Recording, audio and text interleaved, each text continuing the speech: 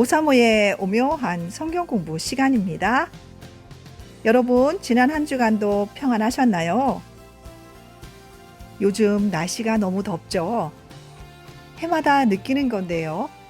이곳이 과연 내가 수십 년간 살아온 내 나라가 맞는지 의심이 들 때가 가끔 있습니다. 이런 생각이 들 정도로 변해가는 날씨에 적응하는 것이 쉽지 않네요. 우리 오성 수강생 여러분들 더운 날씨에 건강 조심하시고요. 무더위 때문일까요? 요즘 강의를 제때 듣지 못하시는 분들의 숫자가 점점 늘어나는 것 같은데요. 여러분들도 느끼셨겠지만요. 한번 강의가 밀리면 그것을 따라잡는 것이 쉽지 않습니다. 혹시 강의를 제때 듣지 못해서 밀려있는 상태이시라면요. 앞에 것부터 순서대로 들어야 한다는 생각을 버리시고요. 이번 주 강의를 듣는 것으로 다시 시작하시는 것이 좋습니다. 앞에 밀려있는 강의는요, 나중에 시간을 내서 들으시고요. 앞에 것부터 차근차근 들어야지라고 생각했다가 점점 더 많이 밀리게 되고요. 그러다 보면 결국 포기하시는 분도 생겨나더라고요. 절대 포기하지 마시고요. 오늘이 첫 시간이라고 생각하시고 다시 출발해 보면 어떨까요? 하나님께서 우리를 시원한 바람이 부는 잔잔한 물가로 인도해 주실 것입니다. 오늘은 성막을 주제로 한 5호성 26번째 시간입니다. 그럼 26번째 여행 함께 출발하겠습니다. 먼저 오늘 우리가 공부할 내용의 주제가 될 오늘의 말씀을 다 같이 큰 소리로 읽어볼까요? 히브리서 7장 24절부터 25절 말씀입니다. 예수는 영원히 계심으로 그 제사장 직분도 갈리지 아니하니니라. 그러므로 자기를 힘입어 하나님께 나아가는 자들을 온전히 구원하실 수 있으니 이는 그가 항상 살아계셔서 그들을 위하여 간구하심이라. 아멘. 우리는 왕 같은 제사장으로 성소에 들어갈 수 있도록 허락되었고요. 그곳으로 들어가 그 영광스러운 등잔대의 불빛이 금으로 만든 벽 위에 춤추고 있는 모습을 보았습니다. 그리고 그 맞은편 교제의 상에서 하늘로부터 내린 참떡을 맛보았지요. 오늘도 우리는 성소에 더 머물게 될 텐데요. 그곳에서 또 다른 성물을 만나게 될 것입니다. 그것에 대해 기록한 곳을 찾아 읽고 그것에 대해 자세히 살펴보도록 하겠습니다. 먼저 출애굽기 30장 1절부터 10절 말씀입니다. 너는 분향할 제단을 만들지니 곧 조각목으로 만들되 길이가 한 규빗, 너비가 한 규빗으로 네모가 반듯하게 하고 높이는 2규빗으로 하며 그 뿔을 그것과 이어지게 하고 제단 상면과 전후 좌우면과 뿔을 순금으로 싸고 주위에 금태를 둘을 쥐며 금태 아래 양쪽에 금고리 둘을 만들되 곧 그 양쪽에 만들지니 이는 제단을 매는 채를 꿰 곳이며 그 채를 조각목으로 만들고 금으로 싸고 그 제단을 증거계 위 속죄소 맞은편 곧 증거계 앞에 있는 휘장 밖에 두라. 그 속죄소는 내가 너와 만날 곳이며 아론이 아침마다 그 위에 향기로운 향을 사르되 등불을 손질할 때에 살을 찌며 또 저녁 때 등불을 켤 때에 살을 찌니 이 향은 너희가 대대로 여호와 앞에 끊지 못할지며 너희는 그 위에 다른 향을 사르지 말며 번제나 소제를 드리지 말며 전제의 술을 붓지 말며 아론이 1년에 한 번씩 이 향단 뿔을 위하여 속죄하되 속죄제의 피로 1년에 한 번씩 대대로 속죄할지니라. 이 제단은 여호와께 지극히 거룩하니라. 아멘. 그리고 34절부터 38절 말씀 보겠습니다.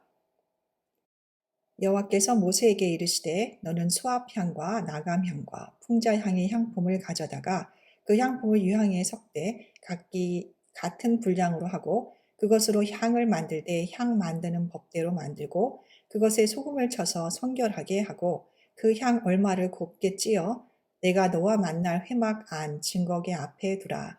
이 향은 너희에게 지극히 거룩하니라. 내가 여호와를 위하여 만들 향은 거룩한 것이니 너희를 위하여는 그 방법대로 만들지 말라.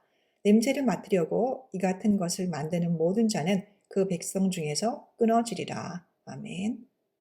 네, 그리고 또 살펴볼 구절은 출애굽기 37장 25절부터 29절 말씀입니다. 그가 또 조각목으로 분향할 제단을 만들었으니 길이는 한 규빗이요 너비도 한 규빗이라. 네모가 반듯하고 높이는 두 규빗이며 그 뿔들이 제단과 연결되었으며 제단 상면과 전후 좌우면과 그 뿔을 순금으로 싸고 주위에 금태를 둘렀고 그 태 아래 양쪽에 금고리 둘을 만들었으되 곧 그 양쪽에 만들어 제단을 매는 채를 꿰게 하였으며 조각목으로 그 채를 만들어 금으로 쌌으며 거룩한 관유와 향품으로 정결한 향을 만들었으되 향을 만드는 법대로 하였더라. 아멘. 네, 마지막으로 한 구절 더 볼 텐데요. 출애굽기 40장 5절 말씀입니다. 또 금향단을 증거계 앞에 두고 성막문에 휘장을 달고. 아멘. 이상의 말씀들을 염두에 두시고요. 문제들을 통해서 그 내용을 자세히 관찰해 보도록 하겠습니다. 첫 번째 문제는 이 구조물의 이름과 그 목적을 묻고 있는데요. 그 이름에 대해서 출애굽기 30장 1절과 37장 25절에는 분향할 제단이라고 표현을 했고요. 또 40장 5절에서는 금향단이라고 부르고 있습니다. 그래서 우리는 이것을 분향단 혹은 금향단이라고 부르고요. 그 목적은 분향을 위한 것이라는 것을 알 수 있지요. 30장 7절과 8절 9절에 공통적으로 사르다는 단어가 들어가는데요. 이 분향단은 그 위에서 향기로운 향을 사르기 위한 것이 그 목적이라는 것을 알 수 있고요. 향을 태워 연기를 내는 것이 주된 목적이었던 것으로 짐작이 됩니다. 이 단의 규격은 어떠했나요? 네, 그렇습니다. 30장 2절과 37장 25절에서 확인할 수 있는데요. 길이가 한 규빗, 너비가 한 규빗, 높이가 두 규빗이네요. 그래서 네모 반듯하다고 표현하고 있지요. 높이가 두 규빗 되는 정사각형 모양의 단입니다. 30장 3절에 나타난 이 단에 대한 지시사항은 무엇이었나요? 그렇죠. 이 단을 순금으로 싸라는 것이죠. 또한 금태를 두르도록 지시하고 계시네요. 우리가 앞에서 공부하였던 진설병상과 마찬가지로 이 분향단 역시 조각목과 순금이라는 두 가지 재료가 사용되었고요. 그 주위에 금태를 둘렀다는 것을 알 수 있네요. 30장 2절과 3절을 통해서 이 분향단에는 뿔이 있었다는 것을 알 수 있는데요. 성막에 있던 다른 구조물들 중에서 그 모퉁이에 뿔이 있었던 것은 무엇이었나요? 동집사님 기억나시나요? 네, 그렇죠. 우리가 동쪽에 위치하고 있던 성막의 문을 통해서 성막의 뜰에 발을 내어 딛게 되면 가장 먼저 만나는 것이 있었죠? 그렇습니다. 놋으로 만들어진 번제단이었고요. 그 번제단의 네 모퉁이에 뿔이 있었다는 것을 기억하실 거예요. 네, 그럼 이 분향단의 위치는 어디였나요? 네, 30장 5절에서 그 위치를 이야기해 주고 있죠. 그 제단을 증거계 위 속죄소 맞은편, 곧 증거계 앞에 있는 휘장 밖에 두라고 지시를 하십니다. 증거계 위 속죄소에 대해서는 우리가 다음에 자세히 공부를 하게 될 것이고요. 그 증거계는 지성소 안에 있었는데요. 그 증거계 앞쪽에는 지성소와 성소를 구분하는 휘장이 쳐져 있었습니다. 우리가 이전에 성막을 그림으로 그려보았던 것을 기억하시죠? 성소의 뒤쪽, 그러니까 서쪽으로 3분의 1 지점에 선을 표시해서 성소와 지성소를 구분했었습니다. 그러니까 이 분향단은 성소와 지성소를 구분하는 그 휘장의 바깥쪽, 그러니까 성소의 서쪽에 위치하고 있다는 것을 알 수 있습니다. 다음 문제입니다. 분향단은 누가 관리하며 얼마나 자주 그 임무를 수행해야 했었나요? 그에 대해서는 30장 7절과 8절에서 이야기해 주고 있는데요. 7절에 아침마다 그리고 8절에 또 저녁 때라는 단어에서 그 답을 찾을 수 있습니다. 제사장은 매일 아침과 저녁에 성소에 들어가 향기로운 향을 태워야 했었다는 것을 알 수 있습니다. 네, 그리고 1년에 한 번 분향단에서 행해져야 하는 일은 무엇이었나요? 30장 10절에서 하나님께서는 1년에 한 번 이 향단 뿔을 위하여 속죄하라는 지침을 주시는데요. 이스라엘 백성에게 매우 중요한 절기 중 하나였던 대속죄일에 속죄 제물로 드려지는 동물의 피를 이 분향단의 뿔에 바르는 것을 통하여 분향단을 깨끗하게 하라는 말씀이십니다. 성소의 모든 기구들은 거룩하신 하나님 앞에서 쓰임을 받으며 그 거룩하신 하나님을 나타내고 있는데요. 그것들이 인간의 죄로 말미암아 부정하게 되고 오염되기 때문에 하나님께서는 이러한 의식을 통하여서 다시 그 정결함을 회복하게 하시고 거룩하신 하나님 앞에서 쓰임 받을 준비를 하도록 하신 것이죠. 다음은 분향단 위에서 태워지게 되는 그 향에 대해 설명하고 있는 문장들이 있는데요. 출애굽기 30장 34절부터 38절에 근거해서 그 문장들이 맞는지 틀리는지 확인해 보도록 할까요? 첫 번째 문장은 그 향은 동일한 양의 몇 가지 향품으로 만들어진다고 쓰여 있네요. 이 문장은 맞나요? 틀리나요? 그렇죠. 맞는 문장이죠. 그에 대한 내용이 34절에 기록되어 있습니다. 소합향과 나감향과 풍자향의 향품을 유향에 섞되 각기 같은 분량으로 섞으라고 지시를 하시네요. 이곳에 사용된 소합향이나 나감향, 풍자향이 정확히 어떤 것인지는 확인할 수가 없고요. 또한 어느 정도의 분량이 사용되었는지도 알 수가 없습니다. 다만 각 향품을 동일한 양으로 사용했다는 것만 알 수 있을 뿐입니다. 두 번째 문장은 그 향은 향 만드는 법대로 만들어졌다고 말하고 있네요. 이것은 맞는 문장일까요? 네, 맞는 문장이죠. 35절에 보시면 향 만드는 법대로 만들라고 지시를 하십니다. 세 번째 문장은 그 향은 성결하고 거룩하다고 말하고 있는데요.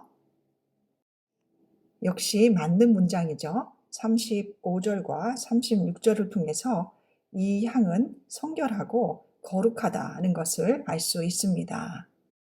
하나님께서 지시하신 대로 또 그 만드는 방법대로 바르게 만들어진 이 향품은 성결하고 거룩하게 되어서 오직 하나님을 위해서만 사용될 수 있었다는 사실입니다. 다음 문장은 그 향은 상 위에 뿌려졌다고 적혀 있네요. 네, 이 문장은 틀린 문장이죠. 그 향은 상 위에 뿌려지는 것이 아니라 상 위에서 태워지는 것이죠. 다음 문장은 그 향은 증거계 앞에 두었다고 말하고 있네요. 이 문장은 어떤가요? 그렇죠. 맞는 문장이죠. 36절에서 말하고 있는 것처럼 이 향은 증거계 앞에 두었죠. 그리고 그 다음 문장은 오직 대제사장만이 이 향을 개인적인 용도로 사용할 수 있었다고 적고 있는데요. 이 문장은 어떤가요? 그렇죠. 이 문장은 틀린 문장이죠. 그 다음 문장이 정확한 내용을 설명하고 있네요.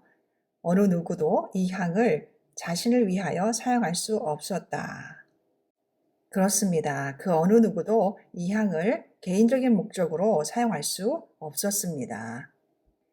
37절에 말씀하고 있죠. 너희를 위하여는 그 방법대로 만들지 말라고 지시하셨습니다. 마지막 문장입니다. 누구든지 이 향을 자신을 위하여 만든 자는 그 백성 중에서 끊어질 것이다. 이 문장 역시 맞는 문장이죠.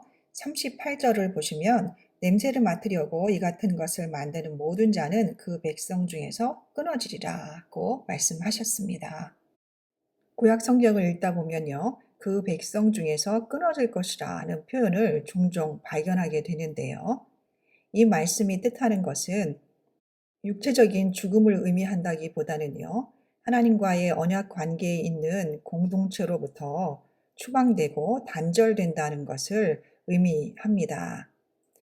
따라서 이것은 육체적 죽음보다도 오히려 더 중한 형벌이라고 볼 수 있습니다. 왜냐하면 더 이상 하나님과의 언약 관계에 있는 백성이 아니라 언약 밖의 사람이 되어 영원히 멸망할 것이라는 것을 의미하기 때문입니다.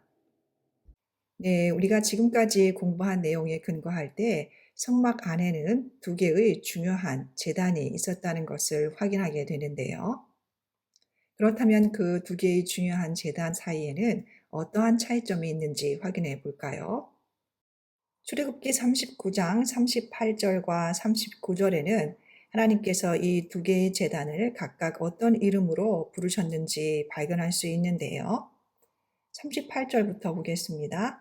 금제단과 관유와 향기로운 향과 장막 휘장문과 놋제단과 그 놋고물과 그 채들과 그 모든 기구와 물두멍과 그 받침과 이 두 구절을 통해서 하나는 금제단으로 하나는 놋제단으로 불렸다는 것을 알 수 있네요. 그 이름들이 말해주고 있는 것처럼요. 이 두 가지 제단 사이의 중요한 차이점은 그것을 싸고 있는 재료의 차이인데요. 번제단은 놋으로 쌓여 있고 분향단은 금으로 쌓여 있죠. 그리고 또 우리가 알 수 있는 것은 그 두 개의 제단이 놓여 있는 위치에 관한 것이죠. 놋제단이라고도 불리우는 번제단은 어디에 위치하고 있죠? 네, 그렇죠. 번제단은 성막의 문 앞쪽, 그러니까 성막의 뜰에 위치하고 있고요. 금제단이라고도 불리우는 분향단은 어디에 위치하고 있죠? 그렇습니다. 성소의 서쪽, 그러니까 증거계 앞쪽에 위치하고 있죠. 그리고 그 두 개의 제단에서는 끊임없이 제물이 태워진다는 공통점이 있었지만요. 그 위에서 태워지는 제물은 각각 다른 것이었죠. 노 재단에서는 구속을 위한 희생 제물이 계속 태워졌고요. 금 재단에서는 향기로운 향이 끊임없이 태워졌습니다. 성막의 모든 부분은 서로 밀접하게 연결이 되어 있는데요. 특히 이 두 개의 재단을 통해서도 우리가 중요한 원리를 하나 발견할 수 있습니다. 그것은 성막의 입구에 위치한 번제단에서 희생을 드린 자만이 성소 안으로 들어와 하나님께 향을 드릴 수 있다는 사실입니다. 다시 말해서 우리를 대신한 희생 제물을 통한 구속과 죄사함을 경험한 사람만이 친교의 장소인 성소로 들어가 하나님께 기도하고 하나님을 경배할 수 있다는 사실입니다. 네, 그럼 이 금제단인 분향단을 통해서 하나님께서 우리에게 무엇을 가르쳐 주고 싶으셨을지 그 의미를 찾아보도록 하겠습니다. 그것을 도와줄 몇 개의 구절들이 있는데요. 이 구절들에서 향이라는 단어가 어떻게 사용되었는지 관찰해 보도록 하겠습니다. 먼저 시편 141편 2절 말씀입니다. 나의 기도가 주의 앞에 분향함과 같이 되며 나의 손드는 것이 저녁 제사같이 되게 하소서. 아멘. 이곳에서 시인은 자신의 기도를 하나님 앞에 분향하는 것과 동일시하며 확신하고 있네요. 또 우리가 살펴볼 구절은 요한계시록 5장 8절 말씀인데요. 그 두루마리를 취하심에 네 생물과 24 장로들이 그 어린 양 앞에 엎드려 각각 검은 거와 향이 가득한 금 대접을 가졌으니 이 향은 성도의 기도들이라. 아멘. 이 구절에서는 더욱 분명해지지요. 향이 가득한 금 대접에 대해 이야기하고 있는데요. 그 향을 성도의 기도라고 말씀하고 있습니다. 이번에는 요한계시록 8장 3절 말씀입니다. 또 다른 천사가 와서 제단 곁에 서서 금향로를 가지고 많은 향을 받았으니 이는 모든 성도의 기도와 합하여 보좌 앞 금제단에 드리고자 함이라. 아멘. 이 구절에서도 향에 대해 이야기하고 있고요. 그것을 성도의 기도라고 이야기합니다. 또한 하나님의 보좌 앞에 금제단이 있다는 것도 확인할 수 있네요. 그리고 분향단에서의 제사장의 사역에 대해 이해할 수 있도록 도와주는 사건을 기록한 곳을 신약 성경에서도 찾아볼 수 있는데요. 그것은 누가복음 1장입니다. 누가복음 1장 1절부터 25절에는 주의 사자가 세례 요한의 출생을 예고하는 장면이 기록되어 있는데요. 시간을 내셔서 이 부분을 찬찬히 읽어 보시기를 부탁을 드리고요. 지금은 8절부터 10절까지만 같이 읽도록 하겠습니다. 마침 사가랴가 그 반열의 차례대로 하나님 앞에서 제사장의 직무를 행할세 제사장의 전례를 따라 제비를 뽑아 주의 성전에 들어가 분향하고 모든 백성은 그 분향하는 시간에 밖에서 기도하더니 아멘. 세례 요한의 아버지였던 사가랴가 자신의 차례가 되어서 성전에 들어가 분향하였고 그 시간 동안에 사람들은 밖에서 기도하였다라고 기록하고 있습니다. 이상의 구절들을 통해서 우리는 분향단이 기도와 밀접한 관계가 있다는 것을 알 수 있고요. 결과적으로 분향단은 성도들의 기도를 나타낸다고 이해할 수 있겠습니다. 그렇다면 누가 성도들의 기도의 향을 하늘로 피워 올릴까요? 우리는 그 해답을 짐작할 수 있습니다. 하나님의 말씀을 통해서 우리의 짐작이 맞는지 확인해 볼까요? 로마서 8장 34절 말씀입니다. 누가 정죄하리요 죽으실 뿐 아니라 다시 살아나신 이는 그리스도 예수시니 그는 하나님 우편에 계신 자요 우리를 위하여 간구하시는 자신이라. 아멘. 히브리서 7장 25절 말씀입니다. 그러므로 자기를 힘입어 하나님께 나아가는 자들을 온전히 구원하실 수 있으니 이는 그가 항상 살아계셔서 그들을 위하여 간구하심이라. 아멘. 이상의 두 구절은 그리스도께서 살아계셔서 하나님 보좌 우편에 앉으셔서 우리를 위해 간구하신다는 사실을 말해주고 있습니다. 당신이 하나님의 말씀을 통하여 배운 모든 사실들에 의할 때 그리스도께서는 왜 죽으셨나요? 그렇습니다. 우리를 구원하시기 위해 우리를 대신하여 죽으셨습니다. 그리고 그리스도께서 지금 살아서 하시는 일은 무엇인가요? 그렇죠. 하나님 우편에서 우리를 위하여 간구하고 계십니다. 따라서 분향단은 우리의 유일하고 위대한 중보자이신 예수 그리스도를 나타낸다고 이해할 수 있습니다. 성막의 번제단에서 분향단에 이르기까지 우리는 그리스도 안에 있는 완전한 구원을 보게 됩니다. 번제단에서 우리는 그리스도의 죽음을 보았고요. 분향단을 통해서 부활하신 예수 그리스도께서 지금도 살아계셔서 우리를 위하여 간구하심을 확인할 수 있습니다. 그렇기 때문에 기도하지 않는 것은 죄인 것입니다. 우리가 이미 확인한 히브리서 7장 25절의 말씀처럼 우리 구주 예수 그리스도께서 지금도 살아서 우리를 위하여 간구하시기 때문입니다. 기도하지 않는 것이 죄인 또 다른 이유를 우리는 이사야 50장 5절을 통해서 확인할 수 있는데요. 주 여호와께서 나의 귀를 여셨으므로 내가 거역하지도 아니하며 뒤로 물러가지도 아니하며 아멘. 이 구절을 통해서 우리는 중요한 사실을 하나 발견하게 되는데요. 그것은 하나님께서 우리의 기도를 들으시는 것보다 더욱 중요한 것은 우리가 하나님으로부터 듣는 것이라는 사실입니다. 그래서 이 구절은 기도하지 않는 것은 하나님을 향해 우리의 귀를 막는 것과 같다고 이야기하고 있고요. 그것을 거역이라는 단어로 표현을 합니다. 하나님께 반역하고 반항한다는 의미인 것이죠. 그렇기 때문에 기도하지 않는 것은 죄인 것입니다. 일찍이 사무엘은 이 사실을 너무 잘 알고 있었기 때문에 나는 너희를 위하여 기도하기를 쉬는 죄를 여호와 앞에 결탄코 범치 아니하겠다고 말한 것이 아닐까요? 사도 바울 역시 골로새의 성도들을 향해서 내가 너희를 위하여 기도하기를 그치지 아니하였다고 고백하였습니다. 기도는 성도들에게만 부여하신 지극히 고귀한 직무입니다.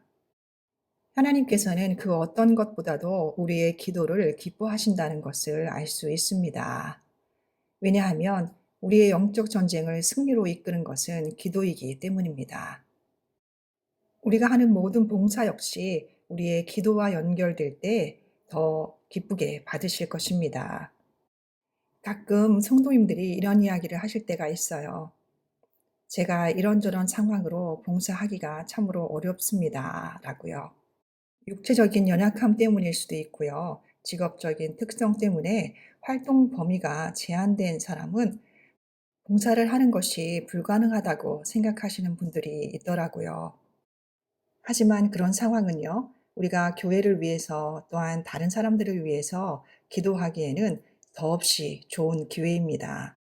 다른 사람을 위해 기도하기를 쉬지 않는 것보다 더 아름다운 봉사가 어디 있을까요?